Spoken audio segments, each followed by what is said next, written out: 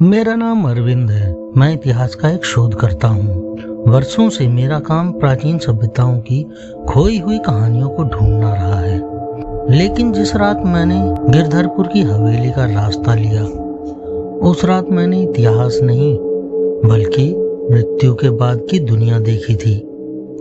राजस्थान के मरुस्थल में बसी उस हवेली का नाम मैंने पहली बार एक पुरानी पांडुलिपि में पढ़ा था। लिखा था, जहाँ समय थम गया है वहाँ आत्माएं जागती हैं। मैं एक रिकॉर्डर, कैमरा और अपनी डायरी लेकर वहाँ पहुँचा। सूरज डूब रहा था, हवा में धूल थी और पेड़ों की परछाइयाँ जमीन पर भूतों जैसी आकृतियाँ बना रही थीं। हवेली के दरवाजे पर 3 सांपों का निशान बना था और उसके ऊपर जली हुई लकड़ी से लिखा था, मत आओ। मैंने दरवाजा धकेला।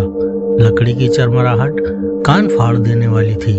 भीतर सन्नाटा था, ऐसा कि अपने दिल की धड़कन भी किसी और की लग रही थी। दीवारों पर पेंटिंग्स थी, राजाओं और रानियों की, लेकिन सबकी आंखें गायब थीं, जैसे किसी ने जानबूझकर उकेर दी हों। मैंने रिकॉर्डर ऑन किया और तभी पीछे से एक ठंडी हवा चली। मेरे रिकॉर्डर में फुसफुसाहट दर्ज हुई। तू कौन है जो हमारी नींद तोड़ने आया है? मैं जड़ हो गया। मैंने पीछे मुड़कर देखा, दरवाजा अपने आप बंद हो चुका था। मैंने टॉर्च जलाई, पर सामने जो था वह इंसान नहीं था। दीवार पर उकेरी गई परछाइयां हिल रही थीं। उनमें से एक परछाई धीरे धीरे उभरकर इंसान के आकार में बदल गई, पर बिना चेहरे की। उस आकृति ने कहा, राजकुमारी देवयानी का विश्राम स्थल भंग हुआ है, रक्त का वादा टूट चुका है। मैंने घबराकर कमरे के बीच पड़ा एक पुराना संदूक खोला। उसमें एक पुराना दर्पण था। जैसे ही उसमें देखा, सामने वही राजकुमारी खड़ी थी, लेकिन उसका चेहरा सड़ चुका था। आंखों की जगह काले गहरे गड्ढे बने हुए थे, बिल्कुल अंधेरे भरे, और होंठों से सिर्फ राख जल रही थी। उसने कहा, जिसने हवेली का द्वार पार किया वह वापस नहीं लौटा। और फिर मेरी डायरी पर हाथ रख दिया। पन्ने खुद ब खुद पलटने लगे। हर पन्ने पर मेरा नाम लिखा था, जैसे ये पहले ही लिखा जा चुका हो। मैं वहां से अगले कमरे में भागा। अगले कमरे में मुझे राजकुमारी की तस्वीरें और एक अधजला ताम्र पत्र मिला।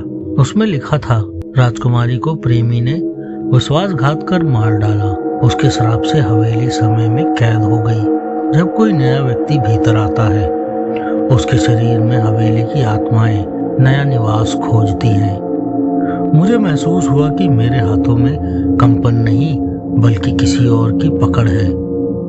मेरा हाथ अपने आप चलकर दीवार पर सांप की तरह लहराने लगा। जो उस राजकुमारी ने किया था वही हवेली मुझसे करवाना चाहती थी। दीवारें पिघल रही थीं। मेरी कलाई पर काले पैटर्न उभर आए थे। मैं बाहर भागना चाहता था, लेकिन दरवाजा अब हवा में घुल चुका था।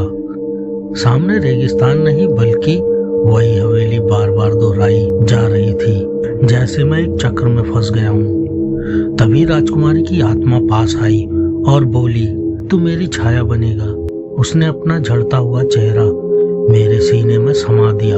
मुझे लगा जैसे मेरे भीतर कोई और सांस ले रहा हो, कोई और मेरी आंखों से देख रहा हो। जब अगली सुबह गांव के लोग हवेली पहुंचे, उन्होंने देखा दरवाजे पर किसी ने नया नाम लिखा था, अरविंद, हवेली का रखवाला। आज भी जब कोई शोधकर्ता वहां जाता है, उसे एक आवाज सुनाई देती है,